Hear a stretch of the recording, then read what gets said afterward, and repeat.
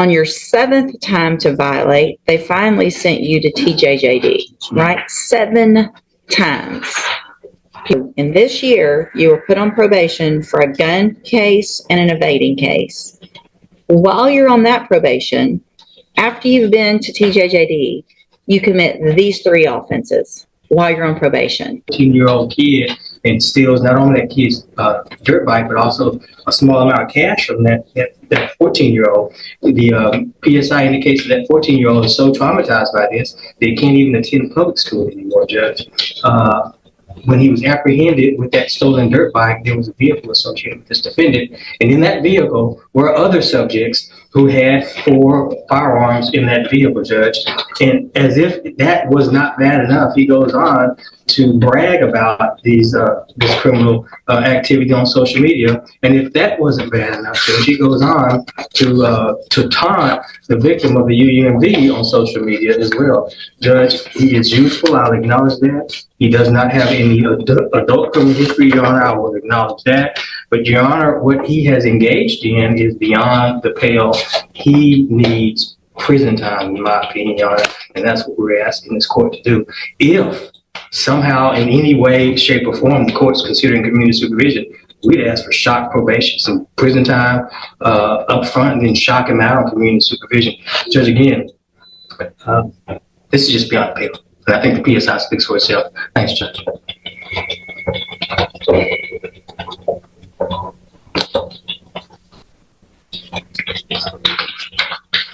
Mr. Chopin,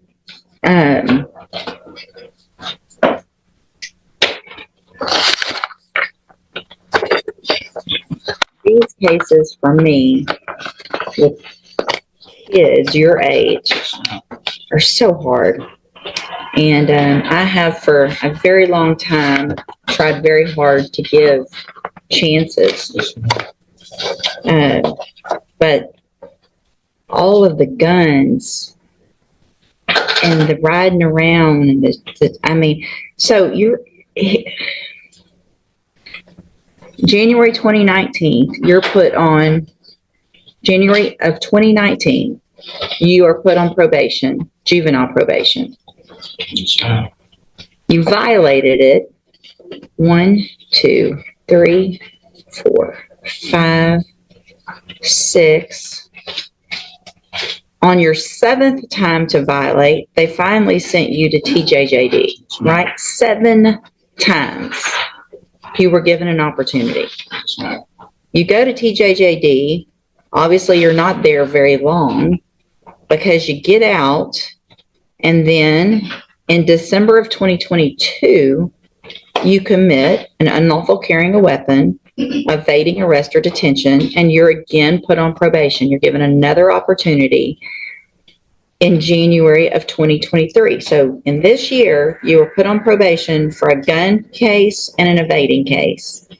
While you're on that probation, after you've been to TJJD, you commit these 3 offenses while you're on probation.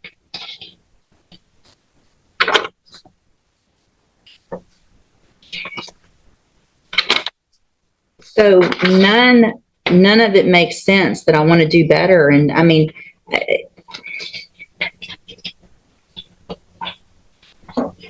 all this riding around with guns and masks and stealing, and it's just crazy. It's just crazy. Go have a seat in the jury box. I gotta think about this one some more for a minute. So what I've done, in addition to obviously just thinking about it and looking at all of this a little bit more, is ask and get any incident reports that you've had since you've been in custody. And Mr. Chopin, I appreciate Mr. Lewis and what he's done and the arguments he's made for you. And like I said before, it really kills me to what I feel like I have to do to you young people.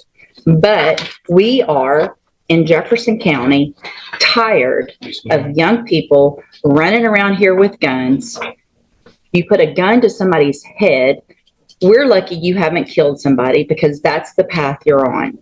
You've had opportunities at probation And unfortunately, those haven't worked. You've actually already had 2. You were sent to TJJD, you got out, you still committed offenses, and then you got probation again, and then you're here. So all this talk of I want to do right and I'm going to do better is just a bunch of baloney.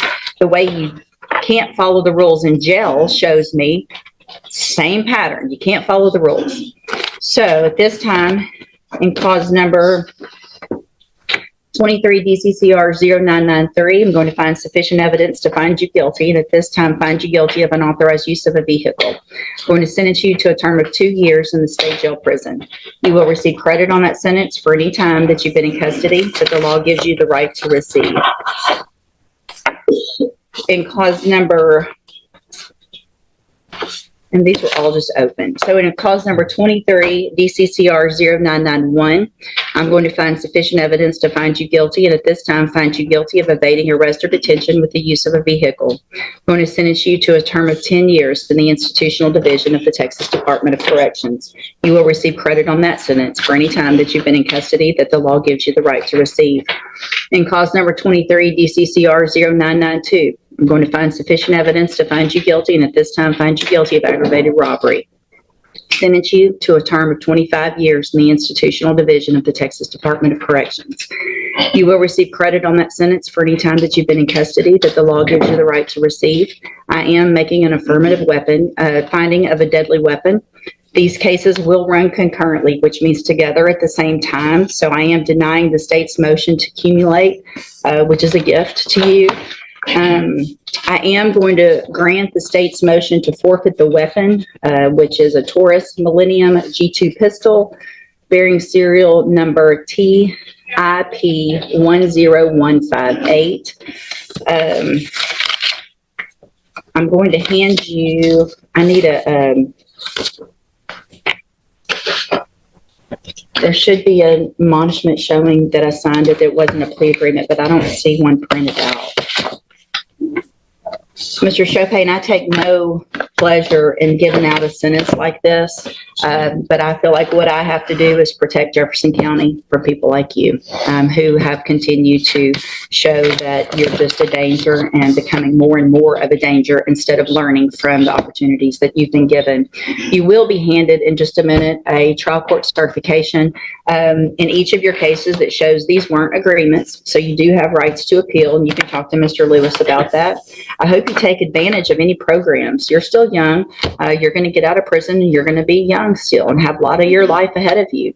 I hope what you do while you're in prison is do what you're saying you really want to do, is get your life together. There's programs you can get out. You can have education when you get out. They offer that, and hopefully be a productive member of society instead of going down the wrong path that you've been going. And just like that, the decision was made. After weighing everything presented in court, the judge refused to lower the bond. Do you agree with that decision, or would you have ruled differently?